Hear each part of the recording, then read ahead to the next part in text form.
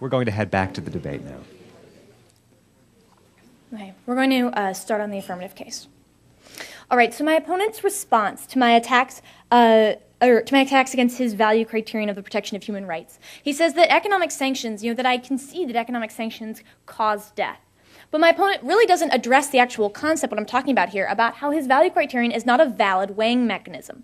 When we're going to cause death in either world, the protection of purely human rights can't be quantified, whether when we use economic sanctions or when we don't. So the protection of human rights, if my opponent is looking to maximize this, he can't, because he doesn't know when it's going to be maximized, whether we use the sanctions or not.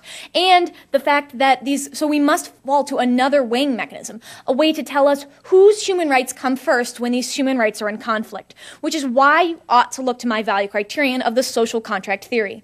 He also talks about how economic sanctions cause death, and he ties it into a rebuilding he makes of his first contention, talking about how we must look to the consequences of our actions. And he talks about these governments can't cause death. But the point here is that many things in our lives can cause death. Things like cars, guns. These things are all legal because they have their benefits too. That's why these governments are still justified in using economic sanctions, because they support something other than this minimization of the loss of life. Which is why these governments are justified in doing this to protect their own citizens, because we ought to look to the social contract here. Now, my opponent doesn't respond to some of the attacks he makes against his first contention. He drops the fact that modern sanctions don't include things like food, water, and medical supplies. So we understand the fact that we can use humanitarian aid to lessen the burdens of economic sanctions on the poor civilians. So obviously these governments can and will take actions to minimize the suffering of these citizens, because they understand that the suffering of those citizens isn't something that they want to do. That's what my opponent talks about in his third contention. He talks about how they want to harm the citizens, but this isn't the case. This is why I offered my counter definition of sanctions. These governments are looking to change a policy. They're not looking to harm people. So he also drops the fact that when we implement sanctions, and the government passes that burden on to their citizens, that government becomes illegitimate because it's not protecting its own citizens by changing that policy. Therefore, these citizens are now completely morally justified under the social contract that they have with their own government to reform it. The only real response that my opponent talks about later in another piece of his case about this is about how they don't have the means of doing so. But again, the point here is, though, that the means of doing so aren't necessarily limited.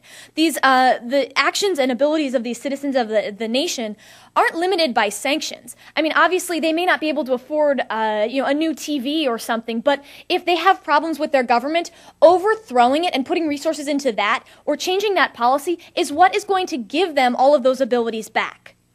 So that's where these citizens ought and, in all likelihood, will turn. My opponent also doesn't respond to the attacks I make against his point 3 here, about how it's not necessary that economic sanctions don't necessarily violate more human rights than they protect. Again, this isn't a quantifiable thing. So these arguments that my opponent makes throughout his case, he can't support.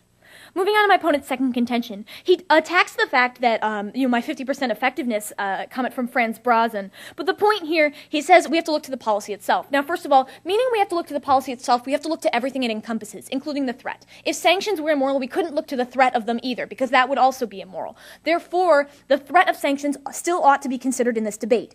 He also talks about how the rally around the flag effect. But my opponent doesn't respond to the attacks I make against his rally around the flag comment in his case, giving the example of Uganda, where they rally around the flag, not the leader. If the leader doesn't represent the people, that's when sanctions ought to be used. Otherwise, it will cause the effects he has in his case, and that's why we wouldn't use sanctions in those cases.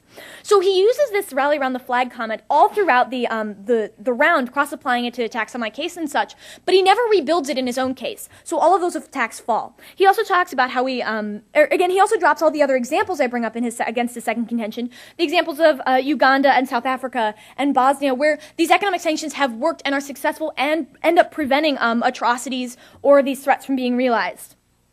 He also talks about this government's worrying about their economic loss. These governments are looking to protect its citizens' lives rather than their monetary abilities. A government, if their government citizens are not alive, then the citizens don't care if they have any money. Against my opponent's third contention, he talks about how they target citizens. Again, he drops all of the attacks they make against here. The intent is to change the policy, not to target the citizens. On the negative side, my opponent says my value criterion of the social contract theory is insufficient because governments can't act morally. But the point, as I commented, there are limits on a government's abilities. Sanctions are not part of that, and my opponent gives us no reason why they ought to be. The thing with the social contract, my opponent talks about, throughout his case, saying how that sanctions can cause the loss of life and this rally around the flag effect. So, but at the same time, if we don't use them, they can also cause negative, harms to be realized and such. So, the loss of for the protection of human rights can't be realized in either world. So, we ought to look to the social contract theory. He also talks about, against my first contention, again, how the alternatives of trading, so the use of sanctions, will cause mass death. Again, this isn't necessarily inherent. We don't know which situation is going to cause more death. Against my second contention, he brings up this economic reasoning. Again, a government cares about the citizens' lives, so we ought not look to any of these sort of situations. So your voting issues for the round. First, we ought to look to the negative value criterion of the protection of the social contract theory, because it gives us a means of weighing my opponent's value criterion of the protection of human rights, because that isn't a proper weighing mechanism for this round, and my opponent can't quantify when these rights are going to happen. My second voting issue is the fact that the rally around the flag concept my opponent continually used, which would be the only thing that harms the innocent civilians of the nation imposing the sanction, does not occur because he does not rebuild it. Thank you. We're at the City Club of Cleveland at the High School Debate Championship, and I'm Eric Wellman, joined again by Jason Habig, debate coach at Hathaway Brown. What's the extent of the notes that the students are actually using when they're at the podium? Well, they have some things prepared. We usually would refer to those as briefs. So on specific topics that they know are going to come up in many debates, they'll prepare some of those things ahead of time.